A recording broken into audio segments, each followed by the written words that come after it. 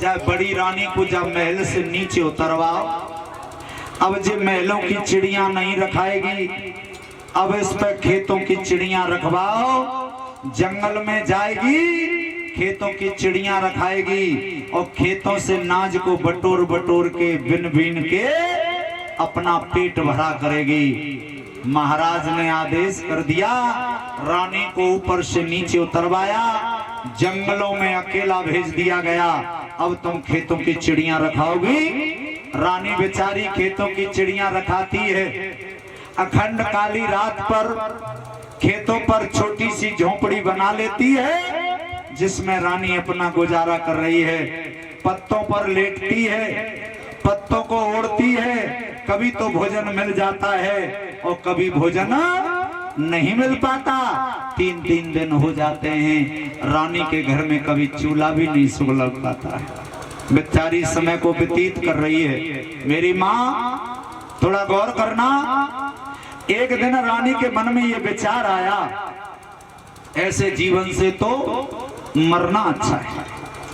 आधी रात का सन्नाटा है, वो सुनीति रानी मरने को चली और भगवान को सिंहासन हिला। सोचने लगे, प्रभु इतनी कौन सी तपेश्वरी सतवती सत्व विचार वाली माता आज मरने को जा रही है, मेरा सिंहासन हिल रहा है, शेषनाग डोल रहा है, इंद्र का इंद्रासन हिल गया, तीनों लोकों में कंपावान पैदा हो गई। नारद को बुलाया भगवान ने और नारद से कहा कि तुम जाओ देख के आओ, ये कौन सी भक्त ने ऐसी है जो आधी रात पर इतनी तपस्या करने के बाद मरने को जा रही है। नारद भगवान ने कह दिया, जा संसार में एक ही रानी है जिसका नाम है सुनीति। आज सुनीति को मरने का समय आ गया है, वो मरने जा रही है पुत्र की खातर। भगवान बोले दौड़ करके जाओ, अगर ऐसी सतवंती मर गई तो संसार में मेरा कोई नाम नहीं लेगा, सत्य के मार्ग पर कोई बहना नहीं चलेगी, कोई माता सत्य का मार्ग नहीं अपनाएगी, जाओ बचा लो नारद जी। और नारद जी वहां से भागे। सो जा रास्ता से रानी जा रही थी, बाई रास्ता पे आकर के खड़े हो गए। आधी रात का वक्त था, रानी ने आवाज लगाई, कौन हो तुम जो मुझे रोक रहे हो? नारद बोले, तुम आधी रात पर कहां जा रही हो? रानी बोली, एक अबला स्त्री आधी रात पर कहां जा सकती है? नारद बोले, मरने के लिए। सुनीति बोली, वही मरने को जा रही हूं। क्यों? रानी ने कहा, तुम संत होकर के रानी के मन की बात, नारी के मन की बात नहीं जान पाए तो संत नहीं हो। अरे संत तो दूसरे के मन की बात को जान लेते हैं, मैं क्यों मरने जा रही हूँ? नारद बोले, पत्नी का कारण है, पति ने घर से बाहर कर दिया हो। सोई रानी बोली, पति ने मुझे घर से बाहर कर दिया है, मैं मरने जा रही हूँ। दूसरा कारण, उसके कोई बेटा बेटी न हुआ हो, समाज वाले लोग उसे जीने नहीं देते हो, तो वो मरने जाएगी। बोली, जीव दुख मेरे ही पास में है, मेरे अगर बेटा बेटी हो जाता तो आज मैं मरने नहीं जाती।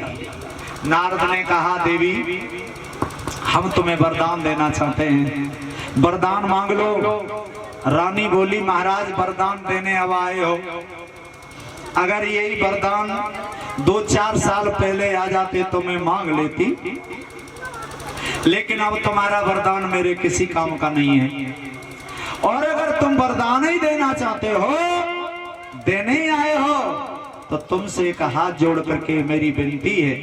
कौन सी? जो मेरी बहन महलों में रहती है, उसके द्वारा एक बेटा पैदा हो जाए, ये वरदान मांगती हूँ। आहा, जो तो को कांटे बे बाकू बैदे फूल, तो को फूल के फूल हैं, बाकू हैं त्रिशूल। नारद ने समझ लिया ये दूसरों का भला सोच रही है। जा, हम वरदान देते हैं, एक पुत्र तेरे द्वारा होगा और एक पुत्र तेरी बहन के द्वारा होगा। सोई रानी हाथ जोड़ के बोली, महाराज जा, जंगल में अगर पुत्र होगा तो ये समाज के लोग मेरी साफ चुनरिया पे दाग लगा देंगे। कहेंगे जंगल में जाकर के इसने बालकों को जन्म दे दिया, मैं कलंकित तो हो जाऊंगी। मैं नहीं चाहती कि संसार वाले मुझे कलंकित करें। नारद भगवान बोले जाओ, हमारा वचन झूठा तो नहीं हो सकता। कहा भी है संत वचन पत्थर की लिखा, मोर वचन चै पर जय पिता। भगवान का वचन झूठा हो सकता है, लेकिन संतों का वचन कभी झूठा नहीं हो सकता। ध्यान से एक दृष्टांत के मार्ग से समझें। एक दिन नारद भगवान मृत लोक में आए। एक भक्त जो था, जो अपने संतों को भोजन कराता था, उसके घर में गए और पूछने लगे महाराज तुम भोजन तो कराते हो, लेकिन एक बात बताओ, तुम्हारे घर में कोई बेटा बेटी नहीं है? तो वह भक्त ने हाथ जोड़ के एक बात कही, महाराज अब तो बुढ़ापा आने वाला है, अब बेटा बेटी कहां से होंगे? हमारे तो संत लोगों से पूछा, भगवान से पूछा, हमारे घर में तो 7 जन्म संतान नहीं है। नारद बोले ये बात मैं भगवान से पूछ करके आऊंगा, तब भोजन करूंगा। ध्यान देना मेरी माताओं। नारद भगवान के पास पहुंचे, भगवान से कहने लगे ये बताओ, जो धरती पर तुम्हारा जो भक्त है, बाकी नसीब में संतान है या नहीं? भगवान बोले एक जन्म की बात छोड़ो नारद, 7 जन्म संतान नहीं है।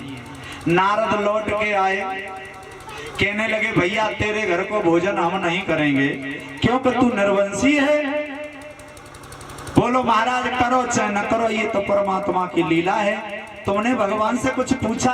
बोले तेरे 7 जन्म संतान नहीं है। बड़ा उदास हुआ नारद भूखे चले गए। लेकिन एक दिन उसने देखा एक संत महात्मा गलियों में आवाज लगा रहे, और वो कह रहे थे एक रोटी देगा बस के द्वारा 1 पुत्र होगा, 2 रोटी दान करेगा तो 2 पुत्र होंगे, 3 रोटी दान करेगा तो 3 होंगे, 4 करेगा तो 4 होंगे।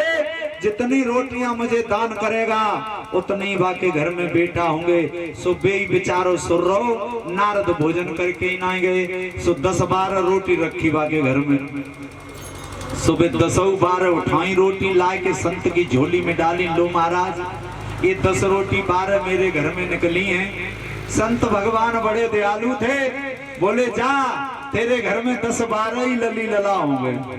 सुबह तो चले गए संत भगवान, और भगवान व संत की बाणी धीरे धीरे 1 लला भय, 2 भय, 3 भय, 4 भय, धीरे धीरे बाकी घर में 10 लला भय, 10। अब तो बड़ो हर्षाय रहो है, बुढ़ापे में 10 लला। कोई जालंग डोले, कोई बालंग डोले, काऊ पे कच्छई ना, कोई ऊपर से नंगो, काऊ की मोमबत्ती सी लटकी डोले। और 22 दिना नारद भगवान आ गए। नारद ने देखा जाके घर में संतान तो है नहीं, आज जाके घर में देखें क्या हो रहा है। सो देखें 10-12 लली लला परिचित घूमे बामे। नारद ने पूछा क्यों भैया, अरे क्यों जे बेटा बेटियां किसके हैं? जवाब दो महाराज, जे और काऊ के ना है, जे तुम्हारे ही हैं, हमारे कितने? बोले महाराज 10-12 हैं। बोले तेरे तो 7 जन्म संतान नहीं, ये 10-12 बेटा कहां से आ गए? बोले महाराज एक दिन एक संत आए थे, और वो संत जा गलियों में आवाज लगा रहे थे, 1 रोटी देगा 1 बेटा होगा, 2 रोटी देगा 2 बेटा होंगे, 3 रोटी देगा 3 बेटा होंगे। वो तो मैं घर में 10-12 ही न करी, और जो न करे हमें 25-30।